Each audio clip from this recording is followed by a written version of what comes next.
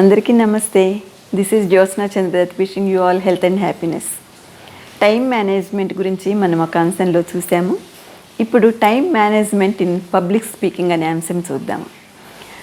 Public స్పీకర్స్గా ఎదిగేటప్పుడు టైంని manage చేసుకోవడం అనేది ఒక సమస్యలాగా కనిపిస్తూ ఉంటుంది. టైం చాలా precious. Time is very precious. Time and tide wait for none. Your time is precious, so is mine. మీ టైం ఎంత విలువైందో నా టైం కూడా అంతే విలువైంది. అంటే మనందరి టైం కూడా చాలా విలువైన టైము. ఈ విలువైన టైంని మనము సద్వినియోగం చేసుకోవాలి. ప్రతి ఒక్కళ్ళకి ఉండే 24 అవర్స్ టైంని కొందరు ఎంతో విజయవంతంగా ఉపయోగించుకుంటారు, కొందరు అంత చక్కగా ఉపయోగించుకోలేరు. మరి దీనికి కారణం ఏంటి? మన ఆలోచన విధానము, లక్ష్య సాధనలో మనకి ఉండే కృషి, పట్టుదల. పబ్లిక్ స్పీకర్గా ఉన్నప్పుడు మనము కొన్ని సమస్యలను ఎదుర్కొంటాం అనుకున్నాం కదా. ఆ సమస్యల్ని పారద్రోలడానికి మనము చిన్న చిన్న టిప్స్ ఫాలో కావాలి. అంటే ఈ అంశంలో మనము కొన్ని డూస్ అండ్ కొన్ని డోంట్స్ చూస్తాము. అంటే మనం స్టేజ్ మీద ఎట్లాంటివి ఫాలో కావాలి, ఎట్లాంటివి ఫాలో కాకూడదు అనే అంశాన్ని మనం ఇప్పుడు చూస్తాం. First do's. మనం ఎట్లా ఫాలో కావాలి? మనం ఎప్పుడైనా కూడా స్పీచ్ ఇవ్వడానికి వెళ్ళేటప్పుడు కరెక్ట్ టైంకి వెళ్లకుండా కొద్దిగా ముందు గనక వెళ్తే ఆడియన్స్ అందరూ వస్తూ ఉంటారు. మనం ఆ ఎన్వైరాన్మెంట్కి అలవాటు పడతాము. మనం మీటింగ్ కంటే, మనం ఇచ్చే స్పీచ్ టైం కంటే కొద్దిగా ముందు వెళ్ళడం వలన ఆడియన్స్లో మన గౌరవం అనేది పెరుగుతుంది, మన సిన్సియారిటీ తెలుస్తుంది. కాబట్టి టైం కంటే కాస్త ముందు వెళ్ళడం అనేది చాలా ఇంపార్టెంట్. మరి అక్కడ స్టేజ్ మీద ఎక్కి మనము స్పీచ్ ఇచ్చినప్పుడు ఒక పర్టికులర్ టైం ఫాలో అవుతాము. మనకి ఒక 20 మినిట్స్ టైం ఇస్తారు, మీరు మాట్లాడండి అని. మనకి ముందే తెలుసు 20 మినిట్స్ టైం అని. మనం మాట్లాడే అంశాన్ని ఈ 20 మినిట్స్ కూడా చక్కగా మాట్లాడగలగాలి. ఇంట్రడక్షన్ రాసుకుంటాము, కంటెంట్ రాసుకుంటాము, కంక్లూజన్ రాసుకుంటాము. దేనికి ఎంత టైం కేటాయిస్తున్నాం అనేది మనము అబ్జర్వ్ చేయాలి. పాయింట్స్ అన్నీ కూడా 1 by 1 రాస్తాము. ఏ పాయింట్ ఇంపార్టెంట్, ఏ పాయింట్కి ఎంత టైం కేటాయిస్తున్నాం అనేది కూడా మనము గమనించాల్సిన విషయం. మరి ఇదంతా ఎట్లాగా గమనిస్తాము? మనము ఇంట్లోనే ప్రాక్టీస్ చేసుకోవాలి. మనం అద్దం ముందు నుంచుని కానీ, లేకపోతే మన ఫ్రెండ్స్ తోటి కానీ, మన బంధువులతో కానీ, ఇంట్లో ఉండే వాళ్ళతోటి కానీ ఈ స్పీచ్ ఇస్తూ మన టైంని మనము అబ్జర్వ్ చేసుకోవాలి. వాల్ క్లాక్లో చూసుకోవచ్చు, మొబైల్లో టైం సెట్ చేసుకోవచ్చు, స్టాప్ వాచ్ పెట్టచ్చు. ఎన్నో రకాలుగా ఈ టైంని మనము గుర్తు చేసుకుంటూ మన స్పీచ్ని మనం కొనసాగించాలి. ఇట్లా కనుక మనం ప్రాక్టీస్ చేస్తే స్టేజ్ మీద మనం స్పీచ్ ఇచ్చేటప్పుడు కరెక్ట్గా టైం మేనేజ్ చేసుకోగలిగి ఉంటాము. కాబట్టి ఈ టైం మేనేజ్మెంట్ అనేది ప్రాక్టీస్ ద్వారా వస్తుంది. Practice makes man perfect. కాబట్టి ప్రాక్టీస్ చేసి చేసి మనం అనుకున్న టైంలో అనుకున్న కంటెంట్ని ఎంత చక్కగా ప్రజెంట్ చేస్తున్నాం అనేది చాలా ఇంపార్టెంట్. స్టేజ్ మీదకి వెళ్ళినప్పుడు మనము ఇంట్రడక్షన్ ఇచ్చేటప్పుడు మనము ఎంత టైం యూజ్ చేస్తున్నాము, ఆడియన్స్ మూడ్ ఎట్లా ఉంది, వాళ్ళ మూడ్ని బట్టి మనము వెళ్తాం కదా. కాబట్టి మనము ఇచ్చే స్పీచ్లో స్టోరీస్, పోయమ్స్, కొన్ని ఇన్సిడెంట్స్ ఫ్రమ్ హిస్టరీ, పురాణాల్లోంచి కొన్ని అంశాలు, కొన్ని స్టోరీస్, ఇవన్నీ కూడా, కొన్ని సాంగ్స్, ఇవన్నీ కూడా గుర్తుపెట్టుకుంటాము. మనము ఎక్కువసేపు స్పీచ్ ఇవ్వాలి అనే అవకాశం వచ్చినప్పుడు ఈ ఎగ్జాంపుల్స్ని, పోయమ్స్ని, స్టోరీస్ని ఎక్కువగా యూజ్ చేసుకోవాలి. అట్లా కాకుండా మనకి ఇచ్చిన టైంని కొద్దిగా తగ్గించినప్పుడు మనము ఈ స్టోరీస్, ఎగ్జాంపుల్స్ వీటన్నిటిని కూడా కట్ చేసుకోగలిగి ఉండాలి. అంటే మనము సమయాన్ని బట్టి కొంత ఎక్కువసేపు మాట్లాడగలిగి ఉండాలి, కొంత తక్కువసేపు మాట్లాడగలిగి ఉండాలి. ఎక్కువ మంది స్పీకర్స్ ఉన్నప్పుడు మీకు ఒక 5 నిమిషాల టైం తగ్గించవచ్చు. తక్కువ మంది స్పీకర్స్ ఉన్నప్పుడు మీకు ఒక 5 నిమిషాలు ఎక్కువ టైం ఇవ్వచ్చు.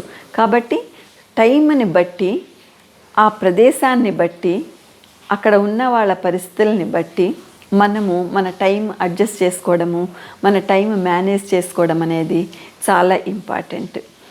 నెక్స్ట్ మనము రాసుకున్న ప్రతి అంశాన్ని కూడా ఒక పేపర్ మీద నోట్ చేసుకుని వెళ్తే మన టైం చాలా సేవ్ అవుతుంది. 1 by 1 నోట్ చేసుకోవాలి. మరి పేపర్ పట్టుకుని వెళ్తే నలుగురిలో మనం పేపర్ చూసి చెప్తే బాగుంటుందా అనే సందేహం వస్తుంది. కాబట్టి ఇది ఏంటంటే మనం ఓన్లీ హెడ్డింగ్స్ రాసుకోవాలి. Main points 1 word or 2 words or 3 words, అంతకంటే ఎక్కువ మనం రాసుకోకూడదు. ఆ వర్డ్ని చూసి మనము ఆ పాయింట్ మొత్తము కూడా ఇలాబొరేట్గా చెప్పగలిగి ఉండాలి.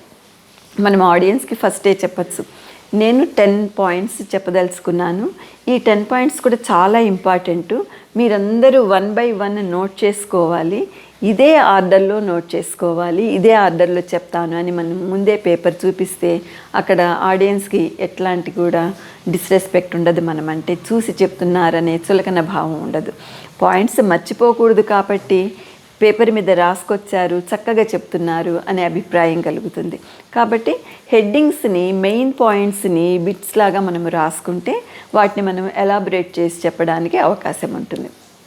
కొన్నిసార్లు మనం అనుకున్న అంశాన్ని ఎక్కువసేపు చెప్పాల్సి రావచ్చు, మనకు వచ్చిన టైం కూడా కొద్దిగా తగ్గిపోతూ ఉండొచ్చు. అట్లాంటప్పుడు మనము స్టేజ్ మీద ఉన్న వాళ్ళని కానీ ఆర్గనైజర్స్ని కానీ కొద్దిగా పర్మిషన్ అడగాలి. ఇంకొక 2-3 minutes I want to take, ఇంకా వివరించాల్సిన అంశం మిగిలిపోయింది కాబట్టి ఒక్క 2 నిమిషాలు నాకు పర్మిషన్ ఇస్తారా అని అడిగితే చాలా బాగుంటుంది. ఇట్లా కూడా మనము టైంని యూజ్ చేసుకోగలము. ఉండే స్పీకర్స్ని బట్టి మనము వాళ్ళ దగ్గర పర్మిషన్ తీసుకోవడము, పొలైట్గా ఉండడము, ఇదంతా కూడా మనకి ప్లస్ పాయింట్ అవుతుంది. గుడ్ టైం మేనేజ్మెంట్ అనేది ఆడియన్స్లో మన రెస్పెక్ట్ని పెంచుతుంది. అంటే మనం ఒక 20 minutes స్పీచ్ ఇచ్చేటప్పుడు ఆడియన్స్ మైండ్ అదే రకంగా తయారైపోయి ఉంటుంది, వీళ్ళు 20 minutes స్పీచ్ ఇస్తున్నారు అని. అట్లా కాకుండా మనము 1/2 hour 40 minutes ఇచ్చామనుకోండి, ఆడియన్స్లో కాస్త ఇంపేషన్స్ మొదలవుతుంది, అసహనం మొదలవుతుంది. కాబట్టి దాన్ని అవాయిడ్ చేయాలంటే మనము ముందు ప్రాక్టీస్ చేసుకుని కరెక్ట్గా మనకి ఇచ్చిన టైంని ఒక హాఫ్ మినిట్ అటో ఇటోగా మనము యూజ్ చేసుకుంటూ ఉండాలి.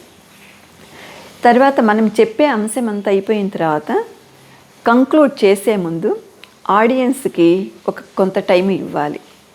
20 minutes మనం స్పీచ్ ఇచ్చేటప్పుడు ఒక 15 minutesలో మన అంశాన్ని కంప్లీట్ చేసి ఒక 3 minutes or 4 minutes టైంని ఆడియన్స్ డౌట్స్ని అడగాలి. మీకు ఏమన్నా సందేహాలు ఉంటే అడగండి, లేకపోతే మీరు ఏమన్నా సజెషన్స్ ఇచ్చేట్లయితే, సలహాలు ఇచ్చేట్లయితే ఇవ్వండి అనాలి. ఆడియన్స్ని మనం ఎంకరేజ్ చేయాలి మనతోటి మాట్లాడడానికి. ఆడియన్స్ మనతోటి ఇంటరాక్ట్ అయినప్పుడు మనము చక్కగా మంచి రెస్పెక్ట్ఫుల్గా చక్కగా మనము ప్రతి అంశాన్ని ప్రజెంట్ చేయగలము. కాబట్టి ఇట్లా మనము కొంత టైంని ఆడియన్స్కి ఇవ్వడం అనేది చాలా ఇంపార్టెంట్. వాళ్ళ దగ్గర నుంచి టైం తీసుకుని మనం ముందే చెప్పాలి, టైం లిమిట్ ఉంటుంది కాబట్టి 3 డౌట్స్నే క్లియర్ చేస్తాము, ఎవరు ఫస్ట్ వస్తే వాళ్ళు 3 సలహాలనే తీసుకుంటాము, 3కే మాట్లాడడానికి అవకాశం ఉంది అని మనం ముందే చెప్పేసేయాలి. అప్పుడు టైం చక్కగా సేవ్ అవుతుంది. తర్వాత మనము మన టాపిక్ని కంక్లూడ్ చేయొచ్చు.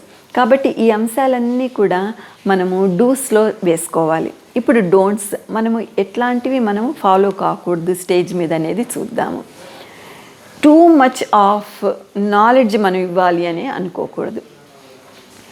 మనకి ఎంతో నాలెడ్జ్ ఉంది, ఈ నాలెడ్జ్ మొత్తము వాళ్ళకి ఇచ్చేసేయాలి అనుకుంటే మనం ఎక్కువ టైం తీసుకుంటాము, ఆడియన్స్లో అసహనం పెరుగుతుంది, వాళ్ళు రిసీవ్ చేసుకునే టైం కూడా తగ్గిపోతుంది. కాబట్టి ఎక్కువ ప్రజెంట్ చేయాలనుకోకండి, మీకు ఇచ్చిన టైంలో చక్కగా ప్రజెంట్ చేయాలి అని అనుకోండి. ఇంకొక విషయము, మనం పాయింట్స్ చిన్నగా నోట్ చేసుకోవాలి అనుకున్నాము, అంతేగాని ఒక నోట్బుక్ తీసుకెళ్ళడమో, ఒక టెక్స్ట్ బుక్ తీసుకెళ్ళడమో, లేకపోతే మనం ప్రిపేర్ చేసిన ఎస్సే మొత్తము తీసుకెళ్ళడమో చేస్తే మనకది టైం కూడా సేవ్ కాదు. ఎందుకంటే ఏ పాయింట్ ఎక్కడ ఉంది అని వెతుక్కోవడానికే మనకి టైం పడుతుంది. ఆడియన్స్లో కూడా మనం అంటే డిస్రెస్పెక్ట్ మొదలవుతుంది. కాబట్టి ఎస్సేస్ బుక్స్ తీసుకెళ్ళకండి, చిన్న పేపర్ మీద పాయింట్స్ నోట్ చేసుకుని తీసుకెళ్ళాలి. ఈ మధ్యన స్లైడ్ ప్రజెంటేషన్ ఎక్కువగా ఉంటుంది. స్టేజ్ మీద, స్క్రీన్ మీద స్లైడ్స్ ప్రజెంట్ చేస్తూ ఉంటారు, ముందు స్పీకర్ మాట్లాడుతూ ఉంటారు. కొందరు ఏం చేస్తారు, స్లైడ్లో ఉండేది మొత్తము కూడా చదువుతూ ఉంటారు. అట్లా చదవడం వలన మనము ప్రజెంట్ చేయాలనుకున్న అంశాలన్నీ కూడా టైం లోపల ప్రజెంట్ చేయలేము. కాబట్టి స్లైడ్ వస్తుంది, మీరు దాన్ని ఎక్స్ప్లెయిన్ చేస్తూ పోండి, అంతేగాని వెనక్కి తిరిగి స్లైడ్ మొత్తం చదివారంటే బ్యాక్ చూపించడం ఆడియన్స్కి కూడా అది మంచి పద్ధతి కాదు. కాబట్టి మనం అట్లాగే ఉండాలి, స్లైడ్లో వస్తూ ఉండేది మనం ఇక్కడ ఎక్స్ప్లెయిన్ చేయగలుగుతూ ఉండాలి. ఇది కూడా మనము ప్రాక్టీస్ తోటి సాధించవచ్చు. మనం ఎక్కువ అంశాలు చెప్తే ఎక్కువ పేరు వస్తుంది అనుకోవడము చాలా తప్పు. మనము ఇచ్చిన టైంలో కరెక్ట్గా మనకి ఇచ్చిన అంశాన్ని ప్రజెంట్ చేయగలగడం అనేది చాలా ఇంపార్టెంట్. మనము భోజనం చేస్తున్నాం అనుకోండి, మన కడుపు నిండిపోతుంది, ఇంకా అమ్మ కానీ ఇంకెవరైనా ప్రేమగా ఇంకా ఎక్కువ పెట్టారు కదా అని ఇంకొద్దిసేపు తింటాము. తర్వాత ఇంకా పెడతారు. అంతా మనం తినగలమా? తినలేము. అట్లాగే ఆడియన్స్ కూడా వాళ్ళకి ఇచ్చిన టైంని ఎంజాయ్ చేస్తూ వినగలరు. కానీ ఇంకా ఎక్కువ టైం కనుక మనము స్పేర్ చేస్తే వాళ్ళు వినడానికి తక్కువ ఇంట్రెస్ట్ చూపిస్తారు. కాబట్టి ఇట్లాంటి చిన్న చిన్న టిప్స్ ఫాలో కావడం వలన, కొన్ని డూస్ కొన్ని డోంట్స్ ఫాలో కావడం వలన మనము మన అంశాన్ని చక్కగా ప్రజెంట్ చేయగలము. మన టైం మేనేజ్మెంట్ కూడా చక్కగా ఉంటుంది. కాబట్టి hope to meet all of you in my next post. Thank you so much.